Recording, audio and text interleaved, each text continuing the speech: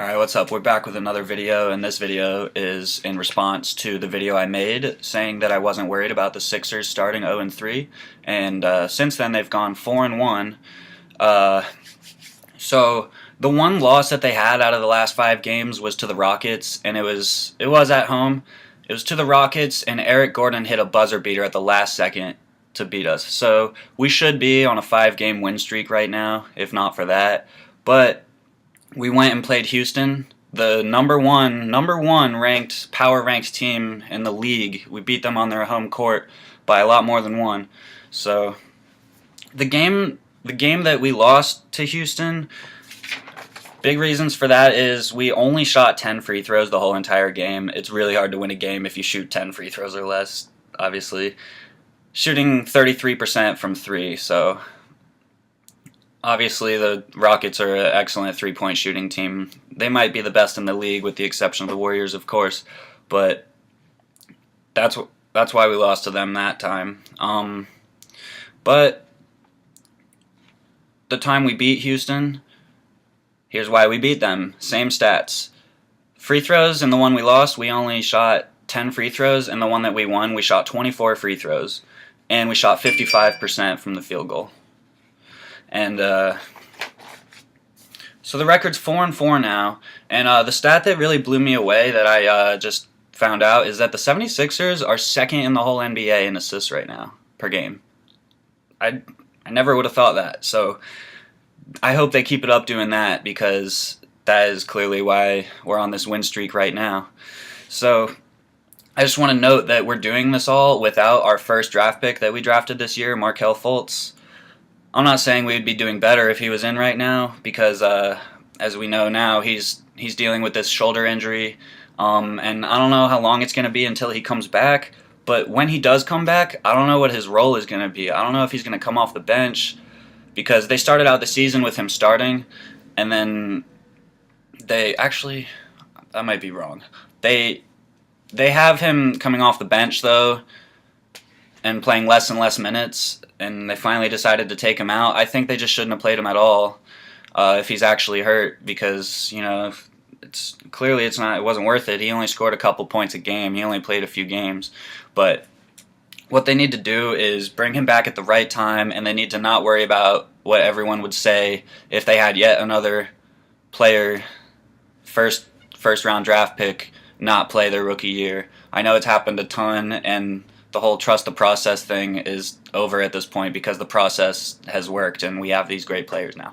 So that's my ramble on that. I hope they bring back Markelle. I hope he fits in the right role, and I hope he develops into the player that he should be, so people don't say he's a bust and he helps this team, because they need him.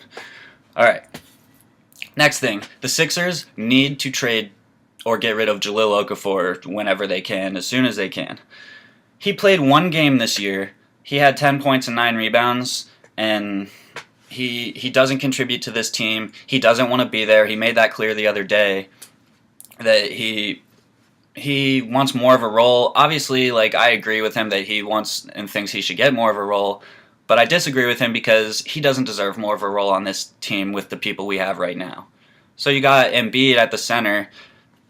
You got Amir Johnson at the 4. This guy is not exactly athletic enough to be a 4, and he's not exactly big enough to be a center, and he can only play limited minutes. I understand he has kind of proven himself. Jahlil Okafor, his rookie year, he averaged 19 points a game. It's pretty solid. He's got the moves in the low post, seriously, but I don't think he's worth what we're going to have to pay him if we keep him after this offseason.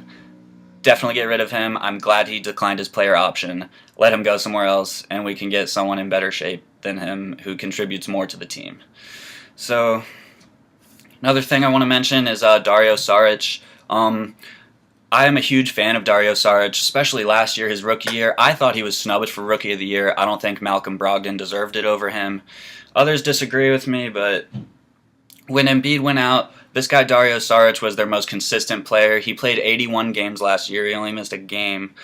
And this year I noticed he's averaging 5 less points a game this year and 2 less rebounds this year.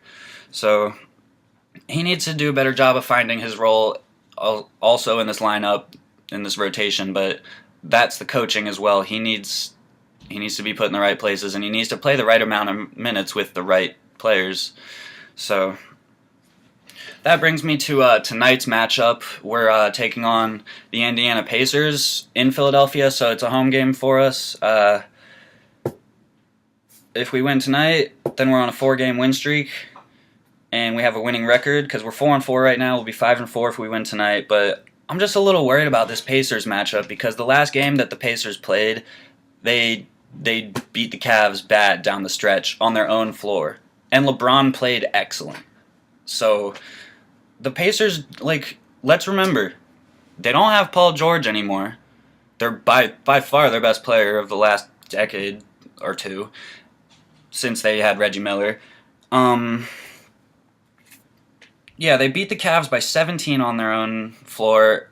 Not to mention, they didn't even have Miles Turner, arguably their best player now. He's hurt. They didn't even have him. And they beat the Cavs that bad. So, no Paul George, no Miles Turner. It's their two best players. Well, George on another team now, obviously, but their best player is Victor Oladipo, a player who was nowhere to be found last year on the Oklahoma City Thunder in crunch time compared to what we know his potential is. But Oladipo's having a good year this year. He's averaging, I think, 23 or 24 points a game, which is solid, especially for him.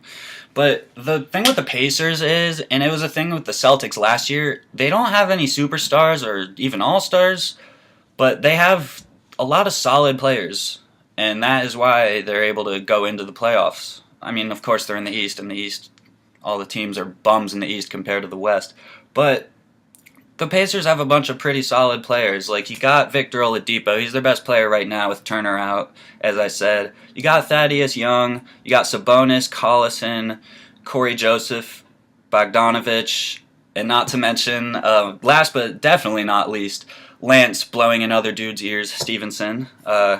He has his moments, that's for sure. But, yeah, I'm just really hoping that we get this W tonight, and we go into tomorrow with the winning record of 5-4. So that's it for today.